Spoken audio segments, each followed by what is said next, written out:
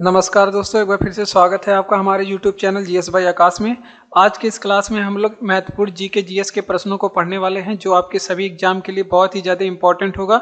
ये सभी प्रश्न आपके एग्जामों में पूछे गए हैं और पूछे जाने की संभावना है और इन सभी प्रश्नों से संबंधित जो भी महत्वपूर्ण बिंदु बनेंगे आपके एग्जाम के लिए जो इंपॉर्टेंट होंगे उन सभी बिंदुओं को भी बताया जाएगा। तो चलिए हम लोग क्लास को शुरू करते हैं। इस क्लास से आपके जीएस के जितने भी सब्जेक्ट होते हैं सभी का रिवीजन हो जाएगा। चलिए हम लोग क्लास को शुरू करते हैं। पहला प्रश्न है कि पृथ्वी दिवस कब मनाया जाता है। मोस्ट इंपॉर्टेंट और हजारों बार पूछा गया प्रश्न है कि पृथ्वी दिवस कब मनाया जाता है। तो ये देखिए आपको याद होना चाहिए, ये 22 अप्रैल के दिन मनाया जाता है। कब मनाया जाता है? 22 अप्रैल के दिन। इसी तरह से अगर कुछ और दिवसों के बारे में हम लोग चर्चा करें तो अब दिवस से प्रश्न आया है तो संबंधित दिवसों के बारे में देख लेंगे। जैसे अगर आपसे पूछे कि जल दिवस कब मनाया जाता है, अगर आपसे पूछे कि विश्व जल दिवस हम लोग कब मनाते हैं तो ये मनाते हैं हम लोग 22 मार्च के दिन। जल दिवस हम लोग कब मनाते हैं? 22 मार्च के दिन। अगर आपसे पूछे कि जैव विविधता दिवस कब मनाते हैं, जैव विविधता दिवस कब मनाते हैं तो ये हम लोग मनाते हैं कब? ये मनाते हैं 22 मई के दिन। कब मनाते हैं? 22 मई के दिन ये मनाते हैं। और इसी तरह से बहुत बार एग्जाम में पूछा गया है ओजोन दिवस। आप लोग अगर प्रैक्टिस सेट वगैरह लगाते होंगे तो आपको पता होगा ओजोन दिवस कब मनाया जाता है। तो ये मनाया जाता है आपका 16 सितंबर के दिन। 16 सितंबर के दिन ओजोन दिवस मनाया जाता है। और अगर आपसे पूछे कि विश्व स्वास्थ्य दिवस कब मनाया जाता है या फिर WHO डे ऐसे करके भी कभी कभी मिलता है तो वो कब मनाते हैं, तो विश्व स्वास्थ्य दिवस के बारे में बात करें तो ये मनाते हैं 7 अप्रैल के दिन। कब मनाते हैं? 7 अप्रैल के दिन। ये भी बातें आप लोग ध्यान रखेंगे। अगर आपसे पूछे कि विश्व विरासत दिवस कब मनाते हैं, विश्व विरासत दिवस हम लोग कब मनाते हैं तो ये मनाते हैं 18 अप्रैल के दिन। कब मनाते हैं? 18 अप्रैल के दिन। तो ये सभी दिवसों के बारे में आप लोग ध्यान रखेंगे। सभी इंपॉर्टेंट है, जितना लिखा गया है स्क्रीन पे सभी इंपॉर्टेंट है। देखिए विश्व पृथ्वी दिवस कब मनाया जाता है तो ये 22 अप्रैल के दिन। और जल दिवस कब मनाया जाता है? 22 मार्च के दिन। जैव विविधता दिवस आपसे पूछे तो 22 मई के दिन। और ओजोन दिवस पूछे 16 सितंबर के दिन। और स्वास्थ्य दिवस 7 अप्रैल के दिन। और विश्व विरासत दिवस ये 18 अप्रैल के दिन मनाया जाता है। तो सभी आप लोग ध्यान रखेंगे। अगला प्रश्न है मुख्यालय से संबंधित है। कह रहा है कि सेबी का मुख्यालय कहाँ पे स्थित है।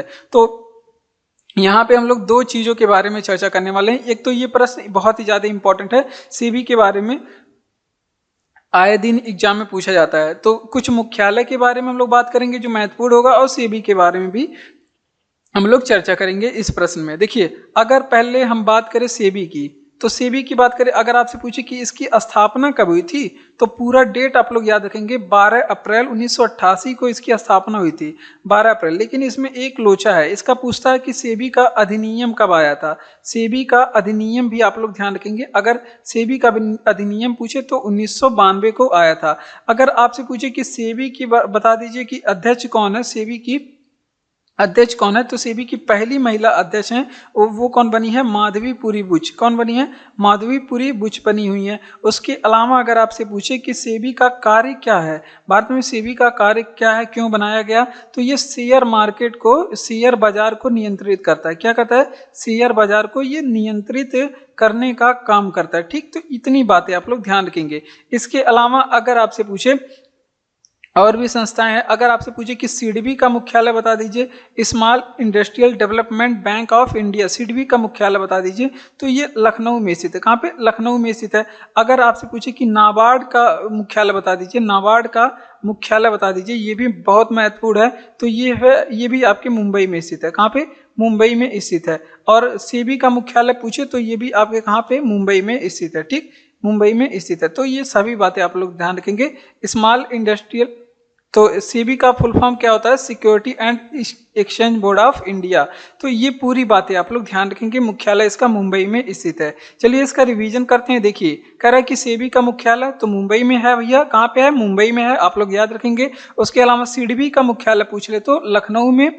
अगर नाबार्ड का मुख्यालय पूछ ले, नाबार्ड का, तो मुंबई बताएंगे। कहाँ पे? मुंबई बताएंगे। इसी तरह से सिडबी की, सेबी की स्थापना कभी 12 अप्रैल 1988 को इसकी स्थापना होती है। अगर आपसे पूछे कि अधिनियम कब आया था? 1992 में। अध्यक्ष माधवीपुरी बुच हैं और कार्य क्या है? शेयर बाजार को नियंत्रित करना इसका कार्य है। ठीक, बढ़ते हैं हम लोग अपने अगले प्रश्न की ओर। और अगला प्रश्न नदी और उनसे परियोजनाओं से संबंधित प्रश्न है और हम लोग इस प्रश्न में नदियों और उनसे संबंधित परियोजनाओं के बारे में बात करेंगे। देखिए, अरुण 3 परियोजना किस नदी पे है? एग्जाम में पूछा गया प्रश्न है और इंपॉर्टेंट है। परियोजनाओं की दृष्टि से ये प्रश्न इंपॉर्टेंट है। आपके यहाँ पे इंडियन जियोग्राफी से ये प्रश्न है। देखिए, यहाँ पे इस क्लास की खास बात है, आपके जीएस के जितने भी सब्जेक्ट होते हैं इसमें सभी का आपका रिवीजन होते चलेगा। देखिए, अरुण 3 परियोजना जो है ये अरुण नदी पे है। अरुण नदी, और स्थित कहाँ पे है? तो ये नेपाल में स्थित है। कहाँ पे? नेपाल में। अब हम लोग कुछ परियोजनाएं और उनसे संबंधित जो है स्थानों के बारे में देख लेते हैं। देखिए, विश्व का जो सबसे लंबा बांध है उसका क्या नाम है? हीराकुंड बांध। क्या है? हीराकुंड बांध। और भाग्य से ये कहाँ पे है बांध? ये अपने उड़ीसा में है। उड़ीसा यानी कि अपने भारत में है। कहाँ पे? उड़ीसा में। अगर आपसे पूछे किस नदी पे बना हुआ है तो ये भी आप लोग ध्यान रखेंगे, महानदी पे बना हुआ है। उड़ीसा में महानदी पे ये बांध बना हुआ है, हीराकुंड बांध। और कुछ बांधों के बारे में अगर आपसे पूछे कि रिहंद बांध बता दीजिए, एग्जाम में पूछा जाता है रिहंद बांध। और उड़ीसा वाला जो है हीराकुंड बांध हजारों बार एग्जाम में पूछा गया है।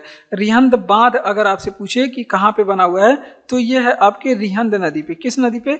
रिहंद नदी। और कहाँ पे है? ये सोनभद्र जिला उत्तर प्रदेश में। कहाँ पे? सोनभद्र अपन कहाँ पे पड़ता है? यूपी में। और एक है आपका बहुत ही ज्यादा एग्जाम में पूछा जाता है, माता टीला परियोजना या फिर माता टीला परियोजना, या फिर ऐसे करता है माता टीला बांध।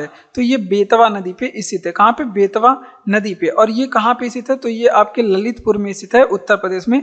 ललितपुर जगह पे ये स्थित है, ललितपुर जिला में यूपी में स्थित है। तो ये भी बातें आप लोग ध्यान रखेंगे। एक परियोजना और आप लोग कम से कम ध्यान रखेंगे, अगर आपसे पूछे कि रामगंगा परियोजना कहाँ पे स्थित है, किस नदी पे? रामगंगा जो आपके परियोजना है तो ये भैया रामगंगा नदी पे स्थित है। रामगंगा नदी पे। रामगंगा नदी कहाँ से निकलती है? तो ये आपको उत्तराखंड याद रखना है, ये उत्तराखंड का परियोजना है। कहाँ पे? उत्तराखंड। तो ये सभी परियोजनाएं आप लोग ध्यान रखेंगे। इंडियन जियोग्राफी से ये प्रश्न बहुत ज्यादा इंपॉर्टेंट है। यहाँ पे जितनी बातें बताई गई हैं सभी आपके एग्जाम के लिए इंपॉर्टेंट है। आप कोई प्रश्न पे कह नहीं सकते कि ये प्रश्न आपने बेकार के बताया है, ये प्रश्न आपके एग्जाम के लिए इंपॉर्टेंट नहीं है। सभी एग्जाम के लिए बहुत ज्यादा इंपॉर्टेंट है। देखिए, अरुण 3 परियोजना जो है अरुण नदी पे बना हुआ है और कहाँ पे? नेपाल में बना हुआ है। हीराकुंड बांध जो है उड़ीसा में है, महानदी पे बना हुआ है। और रिहंद बांध जो है रिहंद नदी पे बना हुआ है और सोनभद्र जिला अपना उत्तर प्रदेश में है। माता टीला परियोजना भी बेतवा नदी पे बना हुआ है, ये ललितपुर उत्तर प्रदेश में स्थित है। और रामगंगा परियोजना रामगंगा नदी पे बना हुआ है, उत्तराखंड में ये बांध स्थित है। ठीक, तो इतनी बातें आप लोग ध्यान रखेंगे। अब पढ़ेंगे अपने अगले प्रश्न की ओर। अगला प्रश्न है कि संविधान की उद्देशिका में कितने प्रकार के न्याय का उल्लेख है? तो देखिए, महत्वपूर्ण प्रश्न है। और उद्देशिका मतलब क्या है? ये इंडियन जियोग्राफी से इंडियन पॉलिटी से प्रश्न है। और देखिए, संविधान के उद्देशिका में कितने प्रकार के न्याय का उल्लेख है? महत्वपूर्ण प्रश्न है। अब उद्देशिका से जितने भी महत्वपूर्ण प्रश्न है, उद्देशिका जिसे आप लोग क्या बोलते हैं? प्रस्तावना भी बोलते हैं। प्रस्तावना से जितने भी महत्वपूर्ण प्रश्न बनेंगे वो हम लोग पढ़ने वाले हैं। अगर आपसे पूछे कि प्रस्तावना लिया कहाँ से गया है तो अमेरिका से, ये बात आप लोग ध्यान रखेंगे। प्रस्तावना की भाषा अगर आपसे पूछे कहाँ से लिया गया है तो ये बताएंगे ऑस्ट्रेलिया से। किस देश के संविधान से लिया गया है? ऑस्ट्रेलिया से। हम लोग अपने संविधान बनाते समय कई देशों के संविधान से जो चीजें अच्छी लगी वो चीजें हम लोग अपने देश के संविधान में शामिल किए हैं। देखिए, अब कितने प्रकार का न्याय का उल्लेख है? तो भैया इसमें 3 प्रकार का न्याय का उल्लेख है। कौन कौन से न्याय? तो ये देखिए, सामाजिक न्याय का उल्लेख है, सामाजिक न्याय का उल्लेख है, आर्थिक न्याय का उल्लेख है। ये प्रश्न एग्जाम में पूछा जाता है, आर्थिक न्याय और राजनैतिक न्याय का। सामाजिक, आर्थिक और राजनैतिक न्याय का इसमें उल्लेख है। कितने प्रकार का? सामाजिक, आर्थिक और राजनीतिक न्याय का इसमें उल्लेख है। ठीक, ये बातें आप लोग ध्यान रखेंगे। और संविधान में किया गया था 42वां, प्रस्तावना में एकमात्र संविधान संशोधन हुआ था, वो है 42वां संविधान संशोधन 1976। इसके द्वारा संविधान में क्या क्या जोड़ा गया? तो इसके द्वारा संविधान में समाजवादी अखंडता और अखंडता गलत लिख दिए क्या? समाजवादी अखंडता और धर्मनिरपेक्ष शब्दों को जोड़ा गया। धर्मनिरपेक्ष शब्दों को जोड़ा गया, ये भी एग्जाम में पूछा जाता है। और एक प्रश्न और पूछा जाता है कि जो है प्रस्तावना में स्वतंत्रता की जो बात है, स्वतंत्रता की बात है, जो समानता की बात है, समानता और बंधुत्व की बात है, ये किस देश के संविधान से लिया गया है? बंधुत्व की बात है, ये किस देश के संविधान से लिया गया है? तो ये लिया गया है, ये कहाँ से लिया गया है? तो ये फ्रांस के संविधान से लिया गया है। फ्रांस के 1000 बार ये भी एग्जाम में पूछा जाता है, ये बंधुत्व किस देश के संविधान से लिया गया है, स्वतंत्रता किस देश के संविधान से लिया गया है, तो ये भी एग्जाम में पूछा जाता है। देखिए अब यहाँ पे क्या क्या आप लोग को बताया हमने कि संविधान, जिसे संविधान के उद्देशिका में कितने प्रकार का न्याय, तो भैया न्याय तो 3 प्रकार का। कौन कौन सा न्याय पूछा जाए? अगर सामाजिक न्याय, आर्थिक न्याय और राजनीतिक न्याय। और प्रस्तावना, जिसे उद्देशिका भी बोलते हैं, ये लिया किस देश से गया है? तो ये अमेरिका से लिया गया। कॉपी तो अमेरिका से किया गया, लेकिन भाषा इसकी कहां से ली गई है? वो ऑस्ट्रेलिया से ली गई है। ठीक। और बात करते 42 संविधान संशोधन 1976 में किया गया और प्रस्तावना में एकमात्र संशोधन किया गया, एकमात्र। इसके बाद कोई संविधान में संशोधन नहीं हुआ। इसके तहत संविधान में क्या प्रस्तावना में 3 शब्द जोड़े गए हैं। वो कौन कौन से हैं? समाजवादी, अखंडता और धर्मनिरपेक्ष। और बाकी स्वतंत्रता, समानता और बंधुता, ये लिया कहाँ से गया है प्रस्तावना में? तो ये फ्रांस से लिया गया है। और बात करें संविधान की आत्मा किसे कहते हैं? प्रस्तावना को कहते हैं। ठीक। अगर पूछे भीमराव अंबेडकर ने किसे संविधान की आत्मा कहा है, तो वो अनुच्छेद 32 को कहा है, संवैधानिक उपचारों का अधिकार। तो ये बातें आप लोग ध्यान रखेंगे। अगला प्रश्न है कि भारत में पहली रेल कब चली थी? ये यहाँ से इंपॉर्टेंट प्रश्न एग्जाम में पूछा जाता है।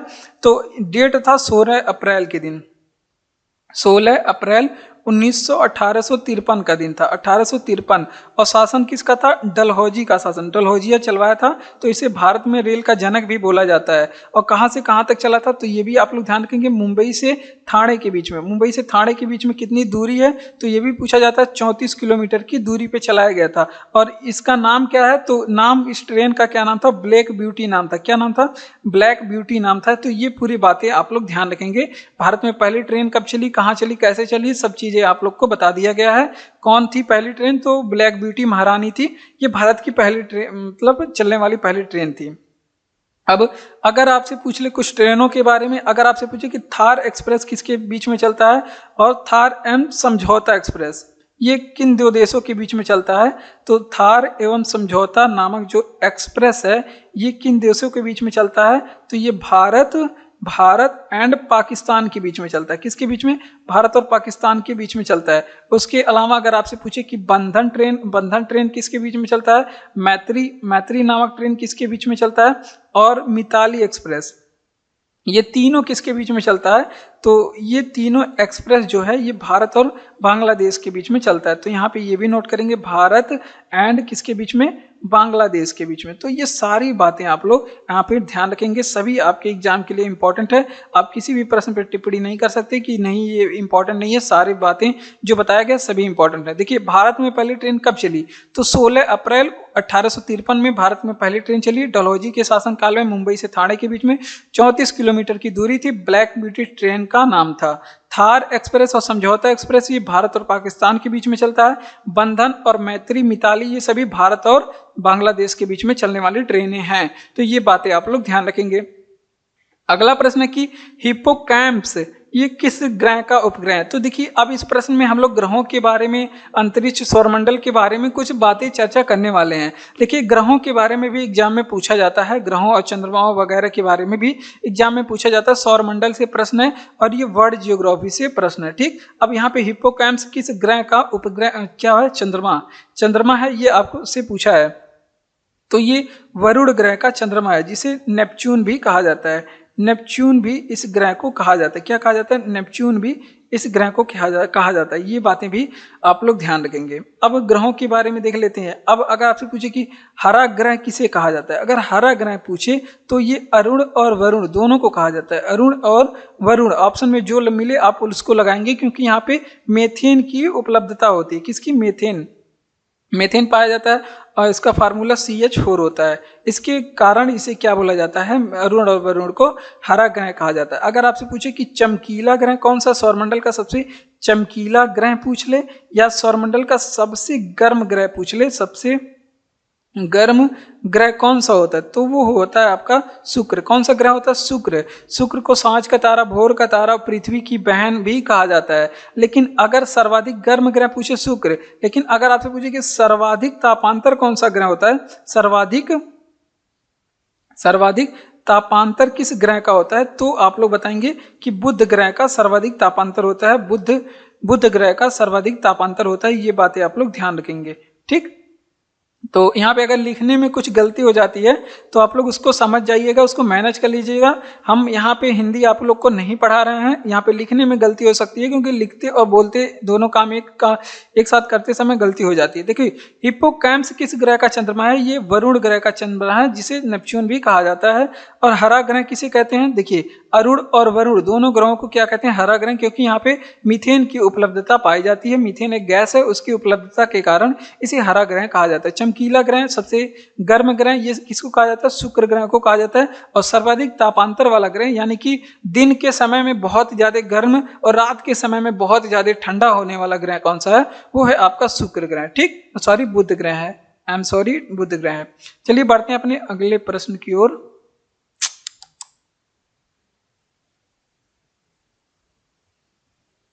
तो यहाँ पे देखिए, थोड़ा सा अगर ये अरेंज करने में थोड़ी सी दिक्कत हो गई है तो आप लोग इसे समझिएगा। देखेंगे आगे आगे तो ठीक है, बस दो प्रश्न में गलत है।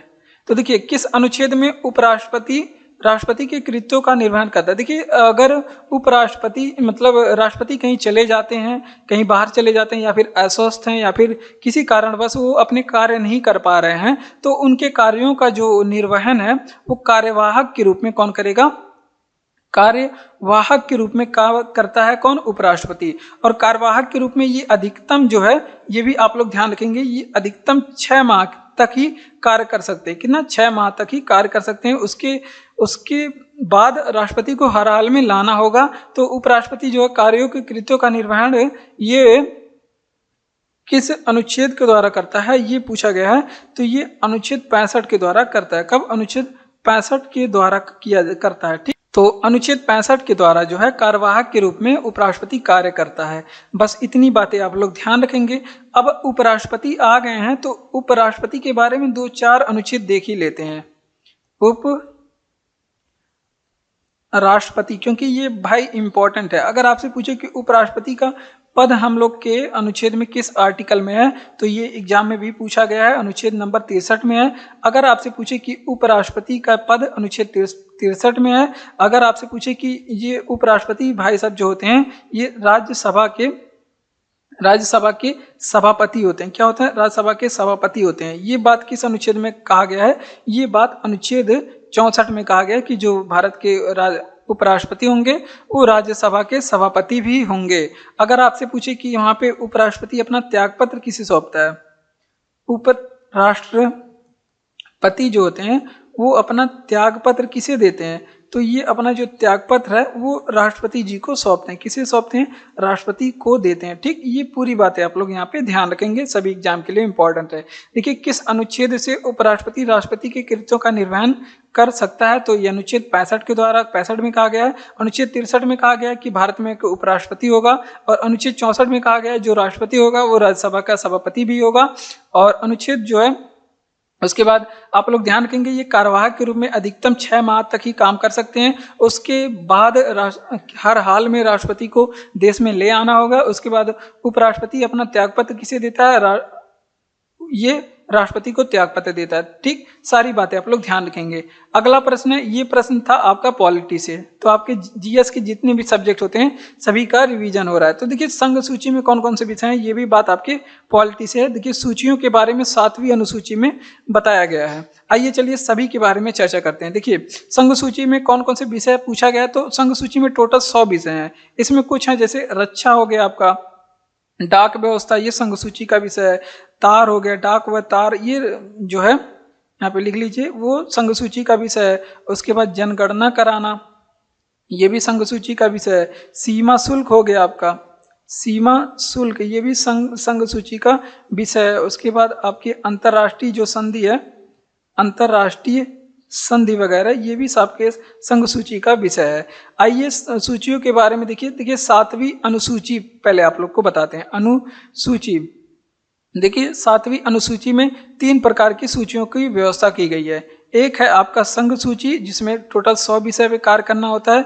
एक है आपका राज्य सूची जिसमें आपको 63 विषय 61 विषय पे काम करना होता है। और एक है आपका समवर्ती सूची। समवर्ती सूची जो कौन बनाता है, समवर्ती सूची पे काम कौन कर सकते हैं? देखिए संघ सूची पे केंद्र सरकार काम करेगा, 100 विषय दिए गए, और राज्य सूची पे राज्य सरकार काम करेगा, वो उसमें 61 विषय दिए गए हैं, यानी कि 61 टॉपिक पे ये राज्य सरकार काम करेगा। और समवर्ती सूची में टोटल दिए गए 52 विषय, इसमें राज्य सरकार और केंद्र सरकार दोनों काम कर सकते हैं। ठीक, अगर आपसे पूछे कि अवशिष्ट शक्तियां किसके पास में है, जो समवर्ती सूची में जो 52 विषय है और जो राज्य सूची में 61 विषय है और संघ सूची में 100 विषय है, इसके अलावा अगर कोई काम पड़ जाता है तो वो कौन करेगा? तो अवशिष्ट शक्ति संसद की, ये इसकी अवशिष्ट शक्ति किसके पास है?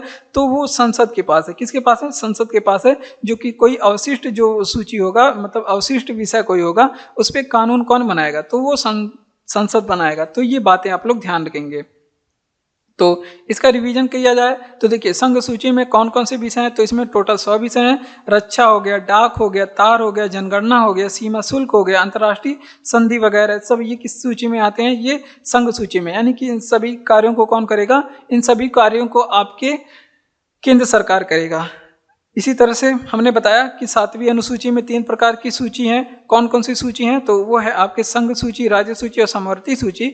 इसमें संघ सूची में 100 विषय हमने पहले ही बताया था, और राज्य सूची में 61 विषय दिए गए हैं, और समवर्ती सूची में 52 विषय दिए गए हैं। तो इसमें केंद्र सरकार और राज्य सरकार दोनों कानून बनाते हैं, और अवशिष्ट शक्तियां, इनके अलावा कोई अगर कार्य होता है तो वो संसद करेगा, या फिर आप कह सकते हैं कि केंद्र सरकार के पास अवशिष्ट शक्ति किसके पास है? केंद्र सरकार के पास। आपके ऑप्शन में कभी कभी केंद्र सरकार भी मिलता है। अब अगला प्रश्न है कि आरा बिहार में 1857 का नेतृत्व किसने किया था? तो ये इंपॉर्टेंट प्रश्न है। आरा बिहार में 1857, देखिए 1857 की जब क्रांति हुई थी तो यहाँ से प्रश्न पूछा जाता है कि इस जगह से किसने नेतृत्व किया था, यहाँ पे दमनकर्ता कौन था? तो ये सभी प्रश्न एग्जाम में पूछे जाते हैं। तो देखिए जिस तरह से बिहार का पूछा गया है, तो यहाँ पे कौन थे? कुंवर सिंह थे। कौन थे? कुंवर सिंह थे। ये बातें आप लोग ध्यान रखेंगे। अब जैसे अगर आपसे पूछे कि दिल्ली में कौन था, दिल्ली से नेतृत्व किसने किया था, तो कुंवर, बिहार से पूछे या फिर आरा से पूछे या फिर जमशेदपुर से पूछे, तो कुंवर सिंह ही जवाब होंगे। दिल्ली से नेतृत्व किसने किया था? तो इसमें बहादुर शाह जफर ने दिल्ली से नेतृत्व किया था। 1857 की क्रांति का बहादुर शाह जफर इसका नेतृत्व किया था। तो ये बातें आप लोग ध्यान रखेंगे। अगर आपसे पूछे कि कानपुर से किसने नेतृत्व किया था, तो आप लोग को याद ही रखना है किसने नेतृत्व किया था? नाना साहब और तात्या टोपे ने। किसने? नाना साहब एंड तात्या टोपे ने यहाँ से नेतृत्व किया था। अगर और देखते हैं, लखनऊ बहुत बार एग्जाम में पूछा गया है क्योंकि ये महिला थी जिन्होंने नेतृत्व किया था, तो बेगम हजरत महल ने किया था। किसने? बेगम हजरत महल, क्योंकि ये महिला थी ऐसी जो नेतृत्व की थी, तो बहुत बार एग्जाम में पूछा जाए। अगर फतेहपुर से पूछ ले किसने नेतृत्व किया था, यहाँ पे देखिए, यहाँ पे अरेंजिंग गलत होने की वजह से थोड़ी लिखने में समस्या हो रही है। तो अजीमुल्ला ने यहाँ का नेतृत्व किया था। किसने?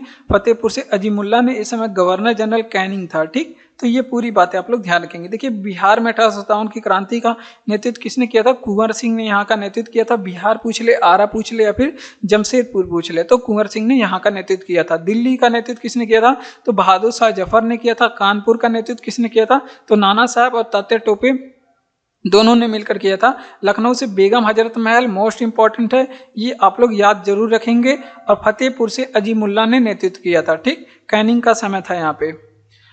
अगला प्रश्न कि कौन सा अनुच्छेद धार्मिक कार्यों के प्रबंधन के स्वतंत्रता से संबंधित है? तो देखिए कौन सा अनुच्छेद धार्मिक कार्यों के प्रबंधन के स्वतंत्रता से संबंधित है, तो अनुच्छेद नंबर आपको याद रखना है, अनुच्छेद नंबर 23 जो है, ये अनुच्छेद नंबर आपको 26 याद रखना है। ये धार्मिक कार्यों के स्वतंत्रता से संबंधित है, अनुच्छेद नंबर 26। और कुछ अनुच्छेदों के बारे में, ये मौलिक अधिकार का है आपका, कुछ और अनुच्छेदों के बारे में दिया गया। अगर आपसे पूछे कि अनुच्छेद नंबर 23 में क्या है, तो यहाँ पे मानव दुर्व्यापार बहुत इंपॉर्टेंट है। मानव दुर्व्यापार किस अनुच्छेद में है?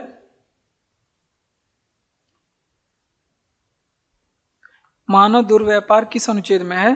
तो ये आपका मानव दुर्व्यापार और बलात् श्रम जो है, बलात् श्रम, ये किस अनुच्छेद में है? ये आपके अनुच्छेद नंबर 23 में है। उसके अगर आपसे पूछे कि अनुच्छेद नंबर 24 में क्या है, तो बच्चे जो है जोखिम वाला कार्य नहीं करेंगे।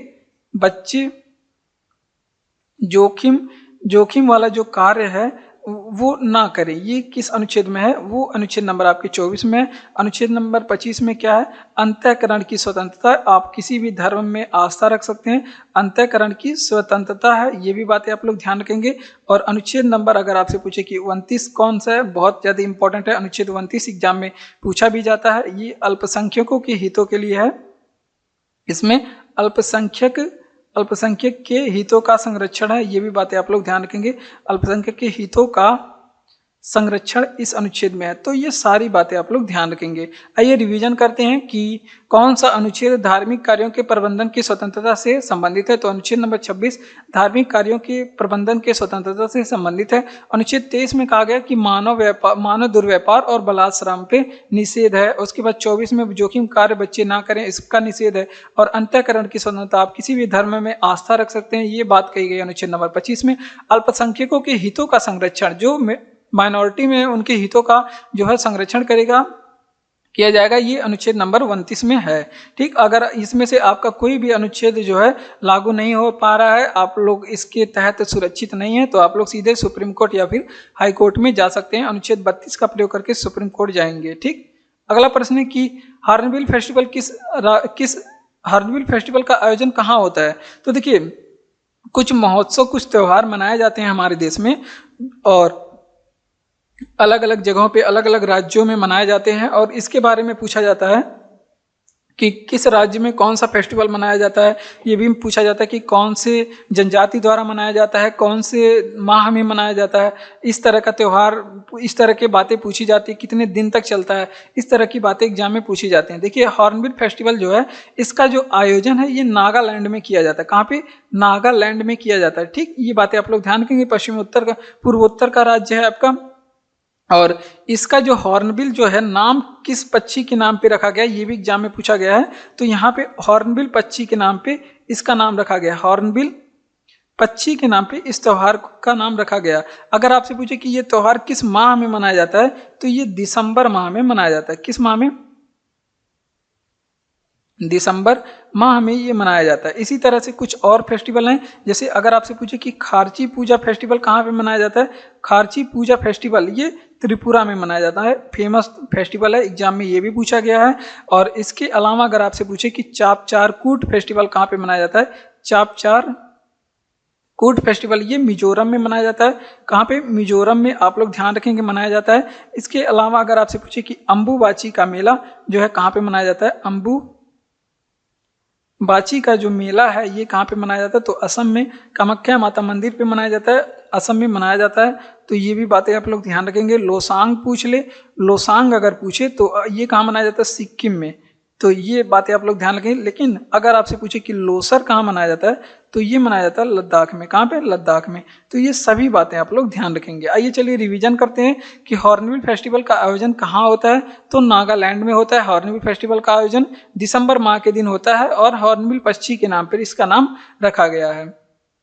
खारची पूजा पूछ ले तो ये त्रिपुरा में मनाया जाता है। चापचारकूट महोत्सव मिजोरम में, और अम्बुबाची का मेला असम में, और लोसांग फेस्टिवल जो है आपका ये मनाया जाता है सिक्किम में, और लोसर जो है लद्दाख में मनाया जाने वाला फेस्टिवल है। अगला प्रश्न है कि भारत और श्रीलंका के मध्य सैन्य अभ्यास। तो देखिए, हमारे बहुत सारे देशों के साथ सैन्य अभ्यास होते हैं। भारत का बहुत सारे देशों के साथ सैन्य अभ्यास होते हैं। सैन्य अभ्यास से प्रश्न ये पूछा जाता है कि फला सैन्य अभ्यास किस जगह पे हुआ और कौन कौन सी सेनाओं ने भाग लिया था और कौन कौन से अभ्यास होते हैं। तो इस तरह के प्रश्न पूछे जाते हैं जो कि करंट अफेयर में आते हैं। अगर आपसे पूछे भारत और श्रीलंका के बीच में, तो सिलीनेक्स नामक युद्ध अभ्यास मनाया गया, और इसके अलावा इसके साथ मित्र शक्ति भी मनाया जाता है। सिलीनेक्स और मित्र शक्ति अगर आपसे पूछे किसके बीच में किस दो देशों के बीच में, तो वज्र प्रहार पूछ ले, या फिर आपसे कोप इंडिया पूछ ले। युद्ध अभ्यास कोप इंडिया, वज्र प्रहार, और एक और है तर्कस। ये किसके बीच में होता है, तो ये आप लोग ध्यान रखेंगे। भारत के साथ करता है आपका अमेरिका। कौन करता है? भारत के साथ अमेरिका ये युद्धाभ्यास करता है। और युद्धाभ्यासों के बारे में यहाँ पे जगह नहीं बच रहा है। अगर आपसे पूछे सूर्य किरण, यहाँ पे लिख लीजिए, सूर्य किरण युद्ध अभ्यास ये करता है भारत के साथ जो है आपका पड़ोसी देश जिसका नाम है भारत और नेपाल के बीच में, भारत और नेपाल के बीच में, ये भी आप लोग ध्यान रखेंगे। एक और अगर आपसे पूछे संप्रीति युद्ध अभ्यास कौन करता है, तो ये आपका इंडिया और फिर आपका बांग्लादेश करता है, इंडिया और बांग्लादेश करता है। तो ये पूरी बातें आप लोग ध्यान रखेंगे। तो अब इसका रिवीजन करेंगे। भारत और श्रीलंका के मध्य सैन्य अभ्यास, तो सिलिनिक्स और मित्र शक्ति ये दोनों होता है। वज्र प्रहार, कोप इंडिया, तर्कस, ये भारत और अमेरिका के बीच में। वज्र प्रहार, कोप इंडिया और तर्कस ये भारत और अमेरिका के बीच में। और नेपाल जो है, नेपाल में सूर्य किरण युद्ध अभ्यास होता है। संप्रीति जो है इंडिया और आपके बांग्लादेश के बीच में होता है। आइए बढ़ते हैं अपने अगले प्रश्न की ओर। अगला प्रश्न है कि जल राशि जो स्पेन और फ्रांस दोनों के तट, जल राशि जो स्पेन और फ्रांस दोनों के साथ ही तटीय क्षेत्र बनाती है, यानी कि दोनों के साथ जो है तट लगता है, वो ऐसी जल राशि कौन है, तो यह है बिक्से की खाड़ी या फिर बिक्से की खाड़ी ऐसे भी मिलता है, बिस्केक की खाड़ी ऐसे भी मिलता है। तो ये आप लोग ध्यान रखेंगे, बिक्से की खाड़ी है, ठीक, ये बातें आप लोग ध्यान रखेंगे। अब चलिए इसका रिवीजन करते हैं। यहाँ पे देखिए स्पेन और फ्रांस के बीच में एक पर्वत भी स्थित है। अगर आपसे पूछे कि स्पेन और फ्रांस के बीच में पर्वत कौन सा है, तो पिरनीज पर्वत जो है, पिरेनीज पर्वत नामक एक पर्वत है, पिरेनीज पर्वत, वो स्पेन और फ्रांस के बीच में स्थित है। ये भी आप लोग ध्यान रखेंगे। अब यहाँ पे अगर आपसे पूछे कि मेसेटा का पठार बता दीजिए कहाँ पे है, ये पूछा गया प्रश्न। मेसेटा का पठार ये किस देश में स्थित है, तो वो है आपके कहाँ पे स्थित है, स्पेन में। स्पेन से एक बात और याद रखेंगे, अगर आपसे पूछे कि बुल फाइटिंग कहाँ का जो है राष्ट्रीय खेल है, बुल फाइटिंग कहाँ का राष्ट्रीय खेल है, तो वो भी बात आप लोग बताएंगे। स्पेन का कहाँ का है, स्पेन का राष्ट्रीय खेल है। उसके बाद स्पेन का जो अगर आपसे पूछे कि राष्ट्रीय चिन्ह क्या है, स्पेन का राष्ट्रीय चिन्ह क्या है, तो स्पेन का जो राष्ट्रीय चिन्ह है वो है आपके ईगल।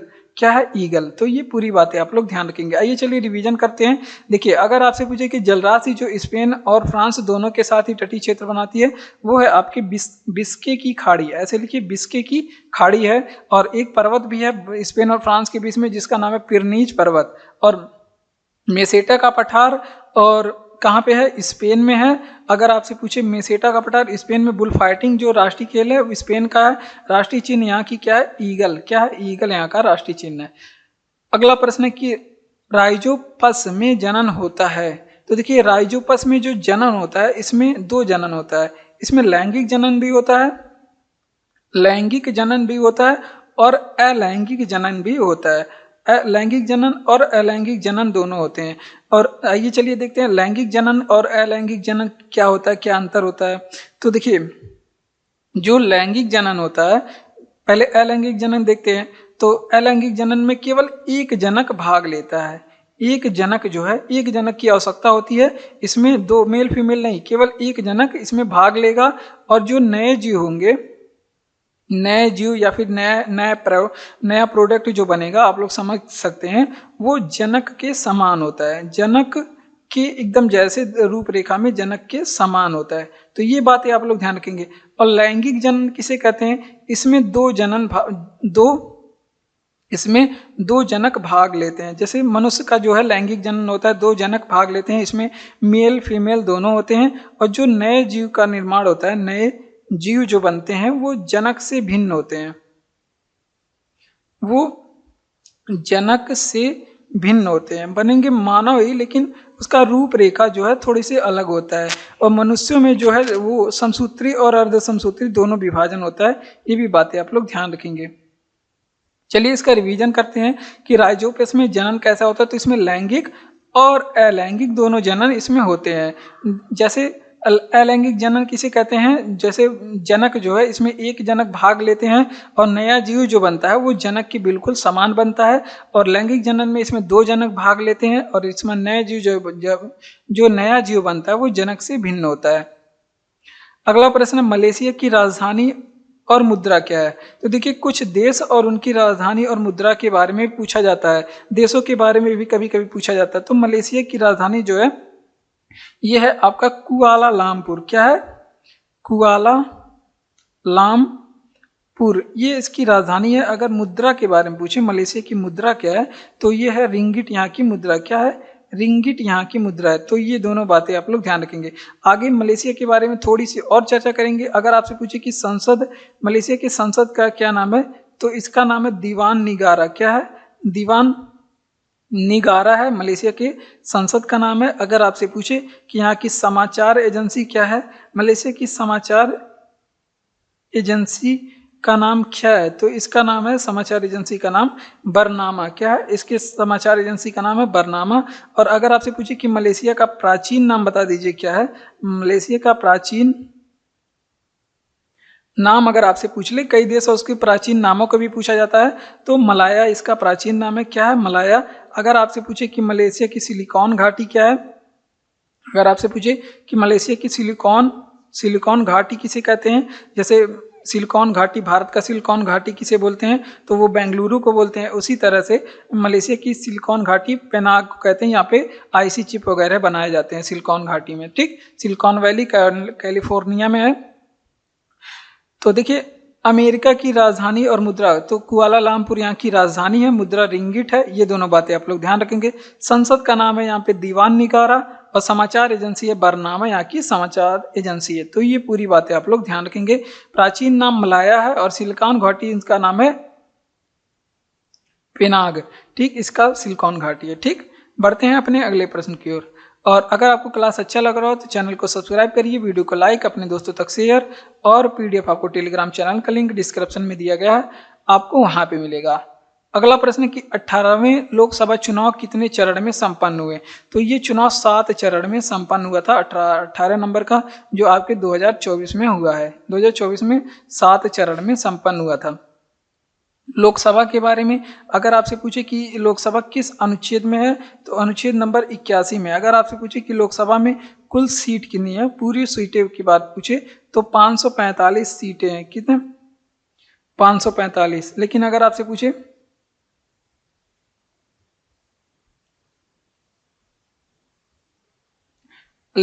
आपसे पूछे कि मूल संविधान में कितने सीटें हैं लोकसभा में, मूल संविधान में कितने सीटें थी लोकसभा में, तो ये भी आप लोग ध्यान रखेंगे।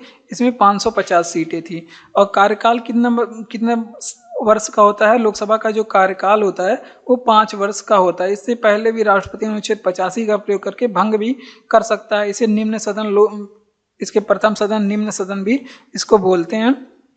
और अध्यक्ष इसका लोकसभा अध्यक्ष होता है। और एक चीज और आप लोग ध्यान रखेंगे, अगर आपसे पूछे कि जो मंत्री परिषद होता है, मंत्री परिषद ये किसके प्रति उत्तरदायी होता है, ये किसके प्रति उत्तरदायी होता है, तो ये आप लोग ध्यान रखेंगे। और जो अगर आपसे पूछे कि मंत्री किसके प्रति उत्तरदायी होता है, मंत्री किसके प्रति उत्तरदायी होता है और मंत्री परिषद किसके प्रति उत्तरदायी होता है, तो जो मंत्री परिषद होता है ये उत्तरदायी होता है लोकसभा के प्रति, ये लोकसभा के प्रति उत्तरदायी होता है। ये बात कही गई है 75(3) में। किसमें कही गई है? 75(3) में।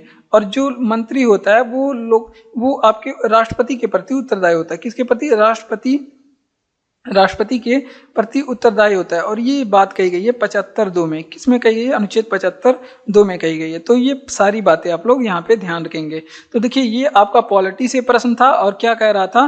कह रहा था कि 18वें लोकसभा का जो चुनाव हुआ है इसमें संपन्न कितने चरण में? 7 चरण में। ओम बिड़ला इसके अध्यक्ष हैं। 18वें लोकसभा के अध्यक्ष कौन है? ओम बिड़ला हैं। और किसे हराया था? तो के सुरेश को हराया था। तो देखिए चुनाव जो है 7 चरण में संपन्न हुए 2024 वाला। और मूल संविधान इसका अनुच्छेद किस अनुच्छेद में लोकसभा की चर्चा है? अनुच्छेद 81 में।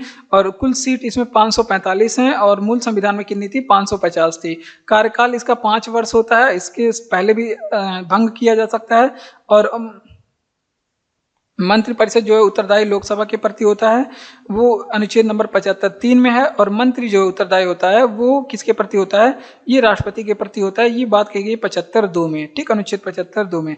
अगला प्रश्न कि विद्युत प्रेरण चुंबकीय विद्युत चुंबकीय प्रेरण की खोज किसने की थी? तो देखिए ये भी इंपॉर्टेंट है, आपके साइंस से प्रश्न है। और क्या कह रहा है, विद्युत चुंबकीय प्रेरण की खोज किसने की थी? तो इसकी खोज किए थे फैराडे ने। किसने किया था? फैराडे ने किया था। ये 1831 में इसकी खोज हुई थी। अब कुछ प्रश्न अगर आपसे पूछे कि रेडियो एक्टिविता की खोज किसने की थी? रेडियो एक्टिविता की खोज किसने की थी? तो अगर रेडियो एक्टिविता के बारे में पूछे तो इसकी खोज किए थे हेनरी बेकुरल ने। हेनरी बेकुरल ने। अब यहाँ पे कुछ खोजों के बारे में पूछा जाता है कि कुछ यंत्र भी, कुछ खोजों के बारे में भी पूछा जाता है कि फला चीज की खोज किसने किया था, किस सन में किया था। और ये भी पूछा जाता है कि कौन से यंत्र क्या काम करता है और इसे किस वैज्ञानिक ने बनाया था, ये भी बातें पूछा जाता है। तो अगर आपसे पूछे कि रेडियम की खोज किसने की थी, रेडियम की खोज, तो यहाँ पे मैडम क्यूरी और उनके पति पियरे क्यूरी ने किया था। मैडम क्यूरी एंड इनके ही पति थे आपके पियरे क्यूरी। कौन थे? पियरे क्यूरी ने रेडियम की खोज किया था। ठीक। तो अगर आपसे पूछे कि टेलीफोन का बता दीजिए किसने खोजा था, टेलीफोन को किसने खोजा था? तो ग्राहम बेल ने किया था। Graham bell. लेकिन मोबाइल का पूछे तो मार्टिन लूथर हो जाएगा। अगर आपसे पूछे कि पराबैंगनी किरण की खोज किसने की थी? पराबैंगनी किरण की खोज किसने की थी? तो विलियम हार्वे ने किया था। किसने किया था? विलियम रिटर ने किया था। किसने पराबैंगनी किरण की खोज? विलियम रिटर ने किया था। तो ये सारी बातें आप लोग ध्यान रखेंगे। चलिए रिवीजन करते हैं कि विद्युत चुंबकीय प्रेरण की खोज किसने किया था? फैराडे ने 1831 में किया था। रेडियो सक्रियता की खोज या फिर रेडियो एक्टिविता की खोज हेनरी बेकुरल ने किया था। और रेडियम की खोज मैडम क्यूरी और पियरे क्यूरी ने किया था। टेलीफोन का खोज ग्राहम बेल ने किया था। पराबैंगनी किरण की खोज विलियम रिटर ने किया था। अगला प्रश्न है और इम्पोर्टेंट प्रश्न है, और ये प्रश्न एग्जाम में बहुत पूछा जाता है और इस प्रश्न को हम बता भी चुके हैं, कम से कम 20-25 बार बता चुके हैं कि मालविकाग्निमित्रम की लेखक कौन है। तो इसके लेखक हैं जो है कालिदास। और कालिदास को कहा जाता है भारत का शेक्सपियर। क्या कहा जाता है? भारत का शेक्सपियर भी इसे बोला जाता है। ठीक। ये भी बातें आप लोग ध्यान रखेंगे। उसके अलावा अगर आपसे पूछे कि कुछ अन्य रचना इनकी क्या है, इनके अन्य रचनाओं के बारे में भी पूछा जाता है। जैसे अगर मालविकाग्निमित्रम नहीं पूछ रहा है तो मेघदूत के बारे में पूछेगा मेघदूत किसकी रचना है। अगर अभिज्ञान शाकुंतलम के बारे में पूछा जाता है, अभिज्ञान शाकुंतलम ये किसकी रचना है, ये भी पूछा जाता है एग्जाम में। ऋतु संहार अगर आपसे पूछे, ऋतु संहार पूछ ले किसकी रचना है, तो भी कालिदास के। कुमार संभवम पूछ ले, कुमार संभवम पूछ ले किसकी रचना है, कालिदास का। रघुवंशम पूछ ले किसकी रचना है, तो ये सभी जो रचनाएं हैं वो कालिदास की रचनाएं हैं और एग्जामों में बहुत पूछे जाते हैं। इनकी रचनाएं एग्जाम में बहुत पूछे जाते हैं, तो ये आप लोग ध्यान रखेंगे। तो इतनी रचनाएं आप लोग इनका ध्यान रखेंगे, बार बार पढ़ेंगे, वैसे भी आपको याद होने वाला है कि मालविकाग्निमित्रम किसकी रचना है। ये भारत के शेक्सपियर यानी कहे जाने वाले कालिदास की रचना है। मेघदूत भी इन्हीं की रचना है। ऋतु संहार भी इन्हीं की रचना है। अभिज्ञान शाकुंतलम भी इन्हीं की रचना है। कुमार संभवम भी उन्हीं की रचना है। रघुवंशम भी कालिदास की रचना है। अगला प्रश्न है कि समाचार पत्र, पिछला क्वेश्चन सही था। समाचार पत्र राष्ट्रगोप्तर का संबंध किस धर्म सुधार से है, तो ये जो है राष्ट्रगोप्तर नामक पत्र जो है, राष्ट्रगोप्तार नामक पत्र, ये पारसी धर्म से संबंधित है। किससे? पारसी धर्म से संबंधित है। क्योंकि इसको चलाया किसने था ये भी बातें तो जान लीजिए। अगर आपसे पूछे किसने चलाया किसने था, तो दादा भाई नौरोजी ने चलाया था। किसने? दादा भाई नौरोजी ने इस पत्रिका को चलाया था। इनके साथ एक और लोग थे जिनका नाम क्या है, खरदेश जी कामा थे।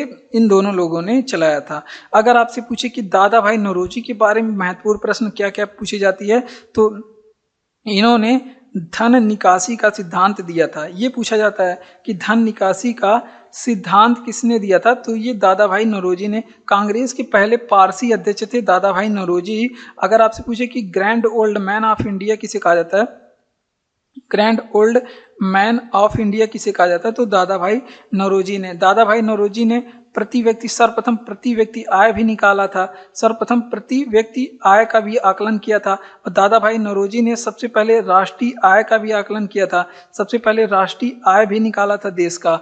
और इनकी एक पुस्तक है जो पूछी जाती है, इनकी पुस्तक है poverty and un British rule in India, un British rule in India इनकी पुस्तक है। तो इतनी बातें आप लोग यहाँ पे दादा भाई नौरोजी से महत्वपूर्ण प्रश्न याद रखेंगे। देखिए, समाचार पत्र राष्ट्र गोफ्तार का संबंध किस धर्म सुधार से है? तो ये पारसी धर्म सुधार से ये संबंधित है। ठीक, और दादा चलाया किसने था ये पत्रिका? तो दादा भाई नौरोजी और इनके साथ थे सारदेव जी कामा, और इन दोनों लोगों ने चलाया था। और धन निकासी का सिद्धांत किसने दिया था? Dadabhai Naoroji. Grand old man of India किसे कहा जाता है? भारत के वयोवृद्ध पुरुष दादा भाई नौरोजी को कहा जाता है। और इन्होंने सर्वप्रथम राष्ट्रीय आय और इन्होंने सबसे पहले जो है प्रति व्यक्ति आय का आकलन किया था। ठीक, तो ये सारी बातें आप लोग ध्यान रखेंगे। और poverty and un British rule India बहुत पूछी जाने वाली पुस्तक है, ये है आपके दादा भाई नौरोजी की है। और एक और पुस्तक पूछी जाती है जो महात्मा गांधी जी की थी, उसका नाम था माय एक्सपेरिमेंट विथ ट्रुथ, या फिर सत्य के साथ मेरा प्रयोग। और poverty and un British rule in India ये पूछा जाता है दादा भाई नौरोजी से। अगला प्रश्न है जो कि साइंस से है, क्या रहा है कि समरूपी अंग किसे कहते हैं? समरूपी अंग का मतलब जो रूप में एक जैसे हो, मतलब समान रूप में है, यानी कि समरूपी अंग के बारे में बात कर लेते हैं। इनका जो कार्य है, कार्य और देखने में कैसे है? कार्य और देखने में ये समान होते हैं, बल्कि जो उत्पत्ति है इनका, जो उत्पत्ति यानी कि संरचना कैसे होती है, जिनकी संरचना जो है वो भिन्न होती है, यानी कि अलग होती है। तो ये इसे कहते हैं समरूपी अंग। अगर एग्जाम्पल लेते हैं, जैसे आपका कीट का पंख हो गया, कीट का पंख हो गया, और आपका चिड़िया का पंख हो गया, या फिर पक्षी का पंख हो गया। तो आइए चलिए इसको समझाते हैं। देखिए, जैसे क्या बताया कि समरूपी अंग जो कार्य और देखने में, देखिए पंख यहाँ पे भी है, पंख यहाँ पे है, तो देखने में समान पंख एक जैसे होंगे, लेकिन उत्पत्ति जो है, संरचना या फिर उत्पत्ति जो है भिन्न होती है। यहाँ पे संरचना या फिर उत्पत्ति आपसे पूछे, ये भिन्न होती है। ठीक, कैसे भिन्न होती है? जैसे देखिए, पंखी जो पक्षी का जो पंख होता है वो उसका अग्रपाद का विकसित रूप होता है। वो कैसे बन जाता है? पक्षी का जो अग्रपाद होता है वो आपके पंख में आता है। ठीक, वो पंख बनता है। और कीट का जो है अग्रपाद होते हैं ऑलरेडी, और पंख इसके अलग से होते हैं, तो वो जो है संरचना या फिर उत्पत्ति इसकी भिन्न होती है, तो उसे कहते हैं समरूपी अंग। इसी तरह समजात अंग भी होता है, उसके बारे में भी आप लोग जाने। समजात अंग किसे कहते हैं? तो देखिए, समजात अंग जो है समान जात, मतलब जो जन्मा है वो एक समान तरीके से जन्मा है, इसी का सेम उल्टा। समजात अंग के जो कार्य होते हैं वो अलग अलग होते हैं, अलग अलग होते हैं।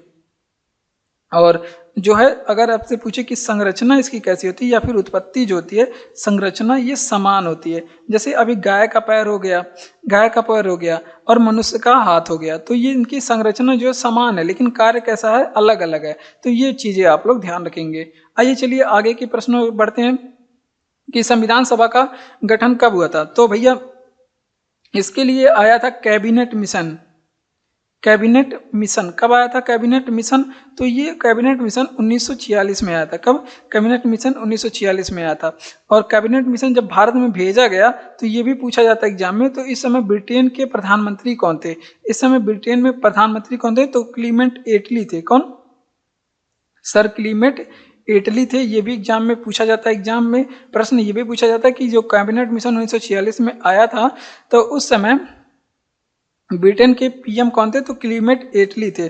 अगर आपसे पूछे कि सर्वप्रथम कहाँ पे आया, तो सबसे पहले ये आया था दिल्ली में। तो ये भी बातें आप लोग ध्यान रखेंगे, सबसे पहले दिल्ली में आया था। और इस समय भारत में वायसराय कौन था? ये भी पूछा जाता है कि भारत में कैबिनेट मिशन जब आया था तो इसमें वायसराय कौन था? तो वेवेल के समय में, वायसराय इनके समय में कैबिनेट मिशन आया था। और इसमें सदस्य की बात करें, मोस्ट इंपॉर्टेंट है, पूछा जाता है कैबिनेट मिशन में कितने सदस्य थे? 3 सदस्य थे। तो कौन कौन थे? तो देखिए, पैंथिक लॉरेंस थे। कौन थे? पैंथिक लॉरेंस थे जो कि इसके अध्यक्ष थे। उसके बाद अगर आपसे पूछे कि स्टेफोर्ड क्रिप्स थे, स्टेफोर्ड क्रिप्स थे और एबी अलेक्जेंडर थे। कौन थे? A B Alexander. तो ये 3 इसके सदस्य थे। तो ये पूरी बातें आप लोग यहाँ पे याद रखेंगे। देखिए, संविधान सभा का गठन कैबिनेट मिशन 1946 के तहत हुआ। इस समय ब्रिटेन के प्रधानमंत्री क्लेमेंट एटली थे और जब ये कैबिनेट मिशन भारत आया तो वो दिल्ली में आया था। और इस समय भारत में वायसराय कौन थे? वेवेल। वेवेल के समय में ये आया था और इसमें 3 सदस्य थे। कौन कौन? पैथिक लॉरेंस थे, स्टेफोर्ड क्रिप्स थे, एबी अलेक्जेंडर थे। इंपॉर्टेंट है, ये प्रश्न बहुत ज्यादा एग्जाम में पूछा जाता है और ये इंडियन जियोग्राफी में आप लोग इसे पढ़ेंगे। ठीक, बढ़ते हैं अपने अगले प्रश्न की ओर। अगला प्रश्न है कि किस देश को सहायता देने के लिए ऑपरेशन दोस्त? तो हमारे देश और द्वारा कि कुछ देशों में कुछ ऑपरेशन चलाए जाते हैं, उनके बारे में एग्जाम में पूछा जाता है। अभी हाल ही में चलाया गया था, तुर्की और सीरिया में भूकंप आ गया था। कहाँ पे? तुर्की एंड सीरिया में क्या आया था? तो यहाँ पे आया था भूकंप। तो इसको इसमें सहायता देने के लिए, किस देश में सहायता देने के लिए ऑपरेशन दोस्त? तो भैया यहाँ पे भूकंप आया था। क्या आया था? भूकंप आया था। यहाँ पे आप मेंशन नहीं है, आप लोग इसे ध्यान रखेंगे, वो यहाँ पे चलाया गया।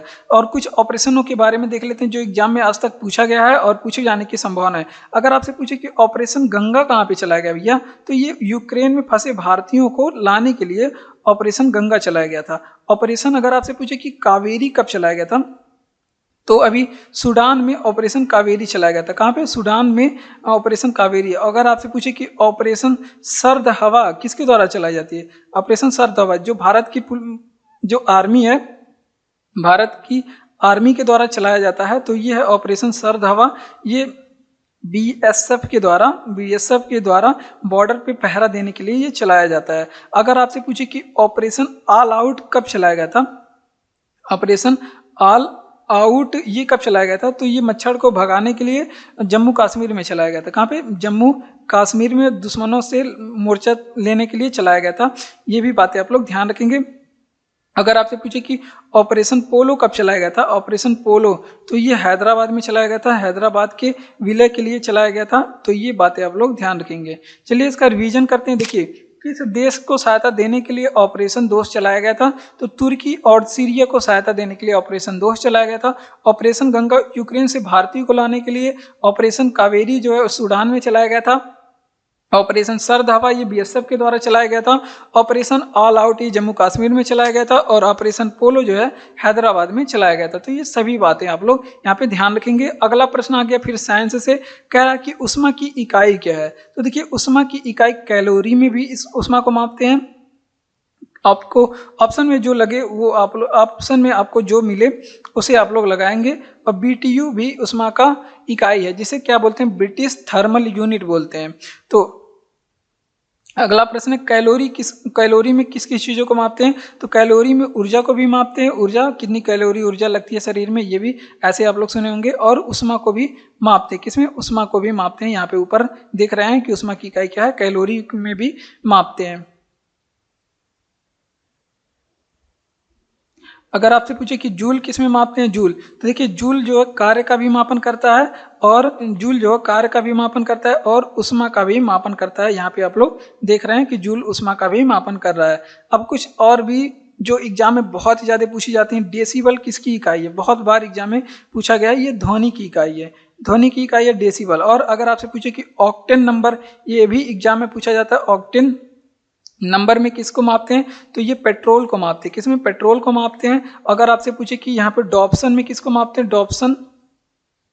डॉप्सन में किसको मापते हैं? तो ओजोन परत को मापते हैं। ओजोन परत की मोटाई को डॉप्सन में मापते हैं। अगर आपसे पूछे प्रतिरोध, बहुत बार एग्जाम में पूछा जाता है प्रतिरोध, तो इसमें ओम मापते हैं। ओम में प्रतिरोध को मापते हैं। इसकी इकाई क्या होती है? ओम होती है। ठीक, तो ये सभी बातें आप लोग ध्यान रखेंगे। आइए चलिए रिवीजन करते हैं कि उष्मा की इकाई क्या है। कैलोरी उष्मा की इकाई है, जूल भी उष्मा की इकाई है, बीटीयू भी उष्मा की इकाई है। तो अगर आपसे पूछे कि कैलोरी किसकी इकाई है, तो इसमें ऊर्जा को भी मापते हैं, उष्मा को भी मापते हैं। जूल में कौन कौन सी चीजें? कार्य को भी मापते हैं, उष्मा को भी मापते हैं। और इसी तरह से डेसिबल की बात करें तो इसमें ध्वनि मापा जाता है। ऑक्टेन नंबर में पेट्रोल मापा जाता है। और डॉप्सन जो है ओजोन परत की मोटाई को मापता है। और प्रतिरोध का मात्रक जो है ओम होता है। अगला प्रश्न है कि किस देश से चीता भारत में लाए गए? तो नामीबिया से आया था। नामीबिया नामीबिया, जो कि कहाँ पे पड़ता है, ये अफ्रीका में पड़ता है। अफ्रीका का ये कंट्री है, अफ्रीका महाद्वीप का, वहां से चीते को भारत में लाया गया था। ठीक, ये बातें आप लोग ध्यान रखेंगे। और अगर आपसे पूछे कि नामीबिया की राजधानी बता दीजिए, राजधानी क्या होती है, तो विंडहॉक होती है यहाँ की राजधानी। क्या है, विंडहॉक नामीबिया की राजधानी है। और नामीबिया की मुद्रा पूछ ले क्या होती है, तो डॉलर यहाँ की मुद्रा है। क्या है, डॉलर यहाँ की मुद्रा है। राष्ट्रपति का नाम क्या है नामीबिया के, तो ये भी आप लोग बताएंगे अगर राष्ट्रपति पूछे तो। नांगोलो यहाँ के राष्ट्रपति जी हैं, नांगोलो, और मुम्बा इसका नाम है, राष्ट्रपति है नागोलो मुमुम्बा इनका नाम है। ठीक, तो ये बातें आप लोग ध्यान रखेंगे। चलिए रिवीजन करते हैं कि किस देश से चीता भारत में लाया गया, तो नामीबिया से लाया गया था। नामीबिया से चीता लाया गया था, यहाँ पे दोनों गलत लिखा गया है। तो राजधानी क्या है, विंडहॉक है राजधानी की, नामीबिया की राजधानी, मुद्रा डॉलर है, राष्ट्रपति नागोलो मुमुम्बा है। चलिए आगे की प्रश्नों पे बढ़ते हैं। अगला प्रश्न है जो कि फिर से अरेंजिंग में प्रॉब्लम है। कह रहा है कि भारत के संविधान में कौन कौन सी याचिका का उल्लेख है। तो भारत के संविधान में 5 प्रकार के रिट हैं। कितने प्रकार के, 5 प्रकार के रिट है। कौन कौन से रिट हैं, आइए चलिए देखते हैं। तो पहला हो गया आपका बंदी प्रत्यक्षीकरण, बंदी प्रत्यक्षीकरण, और है आपका अधिकार परीक्षा, अधिकार परीक्षा, उत्प्रेषण, प्रतिषेध, और है आपका परमादेश। तो ये है आपके 5 प्रकार के रिट जो कि सुप्रीम कोर्ट भी जारी करता है। कब जारी किया जाता है, तो पहले ये भी देखिए याचिकाएं कब जारी की जाती हैं, तो ये मौलिक अधिकार का हनन होने पे। अभी हमने बताया था मौलिक अधिकार पढ़ाते समय, मौलिक अधिकार का अगर हनन हो रहा है तो इन जो है इन अधिकार परीक्षा,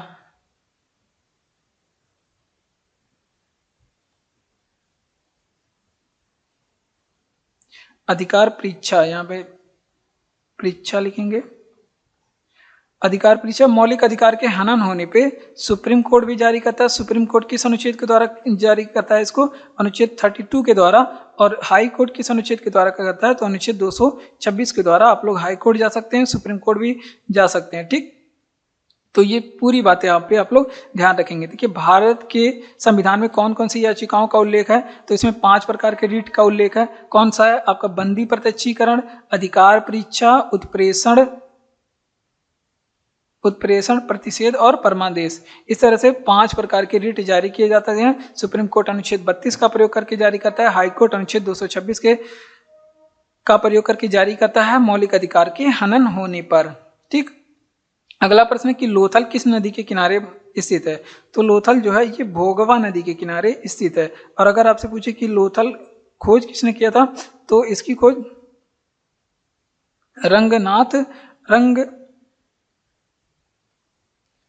लोथल की खोज अगर आपसे पूछे तो इसकी खोज किए थे रंगनाथ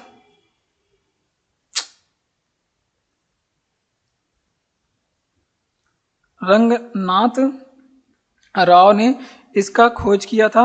और इनको SR राव भी एग्जाम में मिलता है, SR राव भी शॉर्ट फॉर्म में मिलता है, रंगनाथ राव। ठीक, इन्होंने खोज किया था और किस नदी के किनारे, भोगवा नदी के किनारे खोजा था।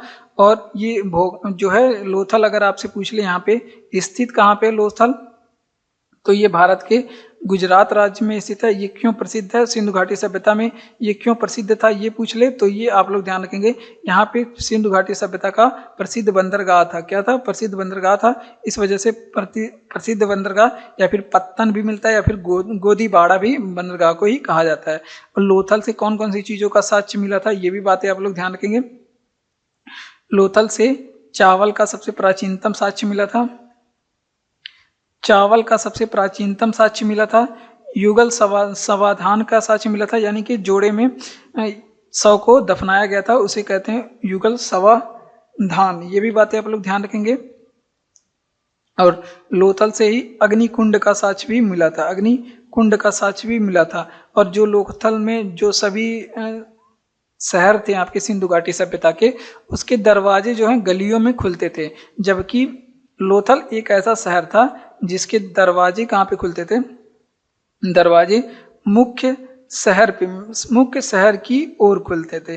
कहाँ पे खुलते हैं? मुख्य शहर की ओर खुलते थे। तो ये सारी बातें आप लोग ध्यान रखेंगे। लोथल किस नदी के किनारे बसा हुआ है? तो ये भोगवा नदी के किनारे, और खोज इसकी रंगनाथ राव ने, जिसे SR राव भी कहा जाता है, स्थिर कहाँ पे है? गुजरात में। और प्रसिद्ध बंदरगाह पत्तन यहाँ पे कहाँ पे है? लोथल में। यहाँ से चावल का साक्ष्य मिला था, युगल समाधान का भी साक्ष्य मिला था, अग्निकुंड का भी यहाँ पे साक्ष्य मिला था। दरवाजे जो है मुख्य शहर की ओर खुलते थे। अगला प्रश्न कि पहली आर्थिक जनगणना कब हुई थी? तो पहली आर्थिक जनगणना, यहाँ पे जनगणना नहीं पूछ रहा है, आर्थिक जनगणना पूछ रहा है। तो ये हुआ था 1977 में। कब हुआ था? 1977 में। अब आर्थिक जनगणना ये करता कौन है अगर आपसे पूछ ले कि ये इकोनॉमी का प्रश्न है, ये इकोनॉमी का प्रश्न है। और ये जो है लोथल वाला, ये हिस्ट्री का प्रश्न है, एशियन हिस्ट्री, प्राचीन इतिहास से प्रश्न है। और भारतीय संविधान में ये 9 वाला पॉलिटी का प्रश्न है। कह रहा है कि आर्थिक जनगणना कब हुई है? आर्थिक जनगणना पहली वाली 1977 में हुई है। और किसके द्वारा किया जाता है? तो ये किया जाता है केंद्रीय सांख्यिकी संगठन के द्वारा। केंद्रीय सांख्यिकी संगठन के द्वारा ये जनगणना की जाती है। और एक बात आप लोग ध्यान रखेंगे, अगर आपसे पूछे कि पहली जनगणना कब हुई थी, पहली जनगणना कब हुई थी, तो ये हुई थी 1872 में। और 1872 में पूछा जाता है किसके काल में हुई थी, तो ये मेयो के काल में। ये जनगणना की बात हो रही है, पहली जनगणना 1872 में मेयो के काल में। अगर आपसे पूछे कि भारत में नियमित जनगणना की शुरुआत कब हुई थी, नियमित जनगणना की शुरुआत कब हुई थी भारत में, तो ये हुई थी 1882। और इस समय किसका काल था, तो ये रिपन के कार्यकाल में नियमित जनगणना भारत में शुरू हुई थी। दोनों इंपॉर्टेंट प्रश्न है, दोनों महत्वपूर्ण प्रश्न है, एग्जाम में दोनों पूछे जाते हैं। पहली आर्थिक जनगणना कब हुई थी, तो ये 1977 में हुई थी, केंद्रीय सांख्यिकी संगठन के द्वारा ये किया जाता है। अब आते हैं जनगणना के बारे में। तो जनगणना जो है 1972 में पहली वाली हुई थी मेयो के समय में, और नियमित जनगणना जो है 1881 में हुई थी, और ये रिपन के समय में हुई थी। चलिए आगे बढ़ते हैं। अगला प्रश्न है कि भारत के उपराष्ट्रपति चुने जाने की अहर्ताएं क्या होती है? तो देखिए, सबसे पहले तो 35 वर्ष की इनकी आयु होनी चाहिए। राष्ट्रपति, उपराष्ट्रपति और राज्यपाल दोनों के लिए 35 वर्ष की आयु चाहिए, तीनों के लिए। तो इनकी 35 वर्ष की आयु होनी चाहिए। और दूसरी बात है कि भारत का नागरिक होना चाहिए, ये सभी पदाधिकारियों के लिए भारत का नागरिक होना चाहिए। और राज्यसभा के सदस्य बनने की योग्यता होनी चाहिए, राज्यसभा के सदस्य बनने की योग्यता होनी चाहिए। तो ये बातें आप लोग ध्यान रखेंगे। और चौथी बात यह है कि किसी भी लाभ के पद पे ना हो, किसी भी लाभ के पद पे, किसी भी सरकारी पद पे ना हो। और उपराष्ट्रपति का अगर आपसे पूछे कि पद किस अनुच्छेद में है, तो अनुच्छेद नंबर 63 में, हमने अभी बताया। और अगर आपसे पूछे कि ये राज्यसभा के सभापति होते हैं, ये किस अनुच्छेद के द्वारा?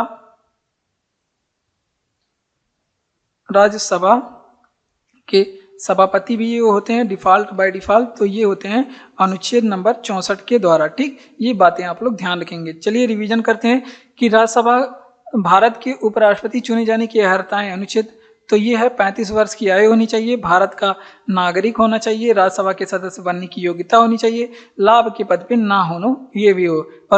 और ये बात करें कि उपराष्ट्रपति का पद किस अनुच्छेद में, अनुच्छेद 63 में। और उपराष्ट्रपति जो राज्यसभा के सभापति होते हैं, ये अनुच्छेद नंबर 64 में कहा गया है। अगला प्रश्न है, और ये है एशियन हिस्ट्री से प्रश्न है। क्या है कि जैन धर्म के 23वें तीर्थंकर कौन है? तो जैन धर्म के बारे में, उनके तीर्थंकरों के बारे में, महावीर स्वामी के बारे में पूरा डिटेल पूछा जाता है। देखिए, अब बात करते हैं जैन धर्म के बारे में। तो इसके तीर्थंकर थे 23वें नंबर के पार्श्वनाथ। और इनका प्रतीक भी पूछा जाता है, अगर तो प्रतीक पूछे तो सर्प इनका प्रतीक है। अब जैन धर्म के पूछा जाएगा पहले तीर्थंकर कौन थे, तो ये बताएंगे जैन धर्म के जो पहले तीर्थंकर थे, या फिर पूछा जाता है जैन धर्म के संस्थापक कौन थे। तो जैन धर्म के पहले तीर्थंकर या फिर संस्थापक थे, ये है आपके ऋषभदेव। कौन थे? ऋषभदेव थे। और इनका जो प्रतीक चिन्ह क्या है? बैल है। इनका प्रतीक चिन्ह बैल है। अगर आपसे पूछे कि जैन धर्म के 24 नंबर के तीर्थंकर, टोटल 24 तीर्थंकर हुए, या फिर आपसे पूछे कि अंतिम, इसके बाद कोई भी तीर्थंकर नहीं हुए, या फिर अगर आपसे पूछे कि जैन धर्म के वास्तविक संस्थापक कौन थे, जैन धर्म के वास्तविक संस्थापक कौन थे, तो जैन धर्म के जो वास्तविक संस्थापक थे उनका नाम है महावीर स्वामी महावीर स्वामी के बारे में पूरा डिटेल पढ़ना होता है। और ये जो 24 नंबर के तीर्थंकर होते हैं और इनका प्रतीक चिन्ह क्या होता है, सिंह होते हैं। ठीक, तो ये बातें आप लोग ध्यान रखेंगे। आइए चलिए रिवीजन करते हैं कि जैन धर्म के 23वें तीर्थंकर कौन है, तो पार्श्वनाथ हैं, ये सांप इनका प्रतीक है। और पहले तीर्थंकर या फिर संस्थापक ऋषभ देव हैं, इनका प्रतीक बैल है। और 24वें तीर्थंकर और जैन धर्म के अंतिम तीर्थंकर या फिर पूछे जैन धर्म के वास्तविक संस्थापक, तो ये महावीर स्वामी है, जिनका प्रतीक चिन्ह क्या है, सिंह है। तो ये पूरी बातें बाबू आप लोग ध्यान रखिएगा। अगला प्रश्न है कि इब्न बतूता किस देश का निवासी था, तो ये मोरक्को का निवासी था। और हमारे देश में बहुत सारे ये है आपका इब्न बतूता वाला जो है, ये मेडुअल हिस्ट्री से प्रश्न है, यहाँ से प्रश्न पूछे जाते हैं। आइए यहाँ पे इंपॉर्टेंट प्रश्नों को देखते हैं। मोरक्को का निवासी था और इसकी एक पुस्तक थी, इब्न बतूता की फेमस पुस्तक इसने एक लिखी थी जिसका नाम है रेहला। और ये एग्जाम में 1000 दफा पूछा गया है। अगर आपसे पूछे कि किसके शासन में आया था, या फिर अगर आपसे पूछे किसके दरबार में आया था, तो ये मोहम्मद बिन तुगलक के दरबार में आया था। किसके दरबार में, मोहम्मद बिन तुगलक के दरबार में भी ये मोहम्मद बिन तुगलक के दरबार में आया था। अगर आपसे पूछे कि फाहियान के बारे में, ये भी अगर आपसे पूछे तो फाहियान जो है पहला चीनी यात्री था। कहाँ का था, पहला चीनी यात्री पूछे कौन था, तो ये फाहियान था। और ये किसके समय में आया था, तो ये चंद्रगुप्त द्वितीय के समय में आया था। किसके समय में, चंद्रगुप्त सेकंड के समय में आया था। तो ये भी बातें आप लोग ध्यान रखेंगे। इसने किसी कोई पुस्तक को नहीं लिखा था, लेकिन अगर वेनसोंग के बारे में बात करें, वेनसोंग के बारे में, तो ये पूछा जाता है ये किसके समय में आया था, तो ये आया था हर्षवर्धन के समय में। किसके समय में, हर्षवर्धन के समय में। और इसने एक पुस्तक लिखी थी जिसका नाम क्या है, सी यू की। क्या नाम है, सी यू की। और ये किस देश का रहने वाला था, तो ये चीन का रहने वाला था। अगर आपसे पूछे कि मेगास्थनीज की पुस्तक का नाम क्या है, मेगास्थनीज की पुस्तक का नाम क्या है, तो इसकी पुस्तक का नाम है इंडिका। तो ये सभी बातें एग्जाम में पूछी गई हैं और पूछे जाने की संभावना है, आप लोग इसे ध्यान रखिएगा। तो देखिए इब्न बतूता किस देश का निवासी था, तो ये रहने वाला था मोरक्को का। और पुस्तक किसने लिखी थी, रेहला। और किसके शासनकाल या फिर दरबार में आया था, तो ये मोहम्मद बिन तुगलक के दरबार में आया था। पहला चीनी यात्री था। और पहला चीनी यात्री जो था वो फाहियान था। कौन था, फाहियान था। और वो चंद्रगुप्त द्वितीय के दरबार में आया था। वेनसोंग जो है हर्षवर्धन के दरबार में आया था। इसने पुस्तक लिखी थी सी यू की, और ये चीन का रहने वाला था। मेगास्थनीज इंडिका नामक पुस्तक लिखी थी। बढ़ते हैं अपने अगले प्रश्न की ओर। तो जय हिंद। आज के क्लास में बस इतना ही।